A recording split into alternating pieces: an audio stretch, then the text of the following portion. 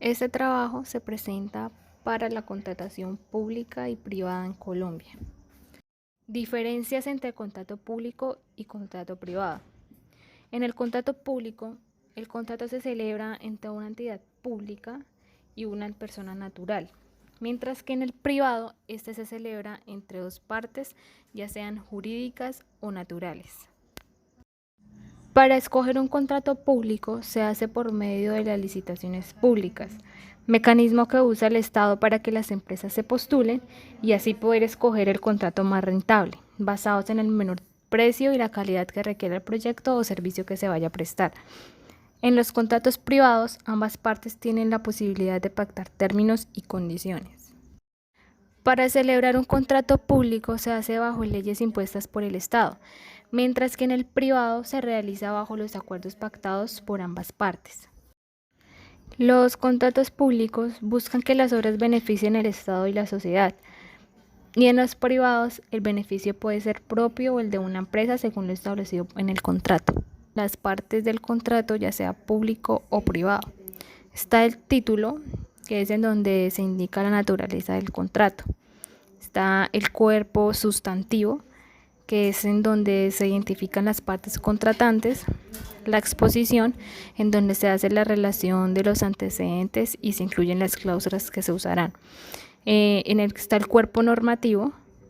En esta parte van los acuerdos, obligaciones y sanciones que conlleven no cumplir con lo pactado. Y está el cierre, que es el fin del contrato, en donde se encuentran las firmas, y por último están los anexos. Los principios de los contratos públicos en Colombia. El primer principio que encontramos es el principio de la transparencia. El principio de la transparencia está basado en la igualdad, objetividad, neutralidad y claridad de las condiciones para la contratación. Principio de la economía.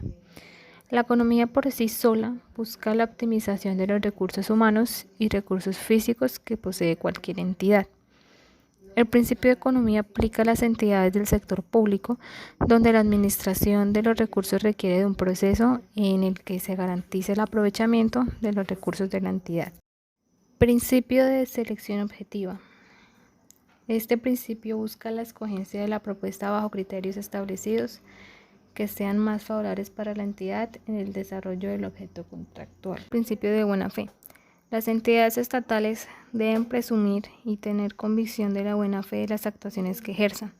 Actuar de buena fe garantiza que sea juzgado de la misma forma, ya que se actúa en pro del bien, demostrando un estado de honradez y de verdad. El siguiente principio es el principio de la publicidad.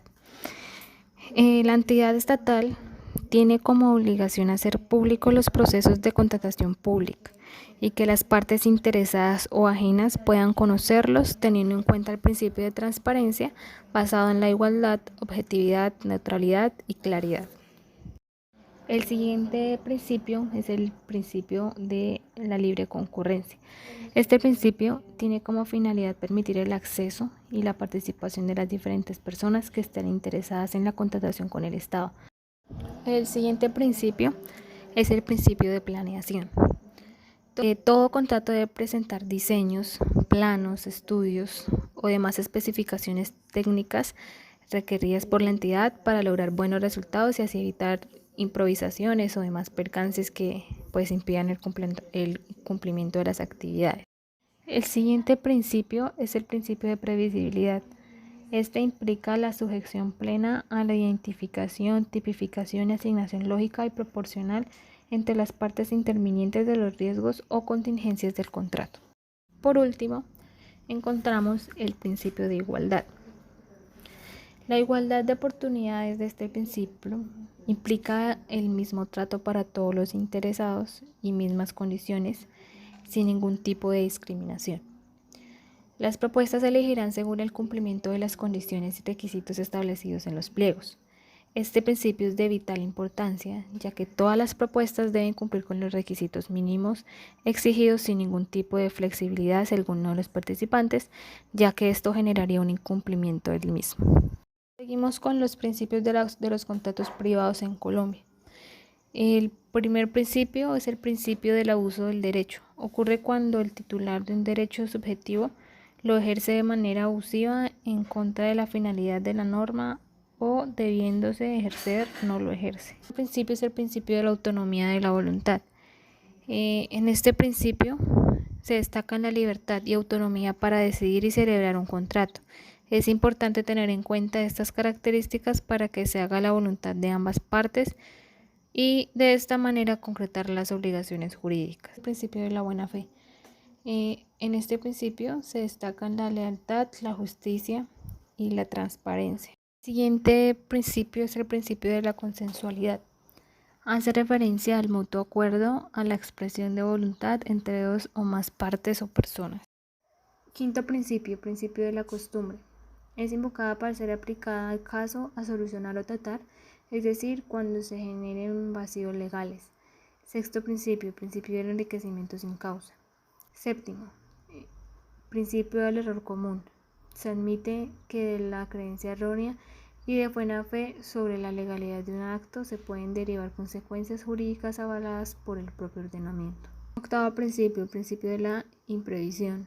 Obligación que tienen las partes que celebran un contrato de cumplirlo en la forma como fue acordado. Noveno, principio de la relatividad. En este principio se establece quiénes son las partes involucradas para que ningún tercero quiera beneficiarse de este, de igual manera que ningún tercero sea responsable de no cumplir con las obligaciones contractuales. El décimo principio, principio de posibilidad. Onceavo principio, principio de capacidad, que se celebren los contratos por personas con plena capacidad de goce y ejercicio. Doceavo principio, principio de veracidad. Terceavo principio, principio de libertad. Evitar que se obtenga la voluntad mediante violencia. Se debe externar la manifestación libremente. Catorceavo principio, principio de exactitud. En cumplimiento, tiempo, lugar y modo. Tipos de contratos públicos. En los tipos de contratos públicos encontramos el contrato de obra. Este contrato tiene como finalidad la construcción, mantenimiento, reparación e instalación sobre los bienes inmuebles de obras públicas. Encontramos el contrato de concesión de obra. Son contratos de concesión de obra cuando las entidades públicas dan a un concesionario para que éste ejecute el contrato.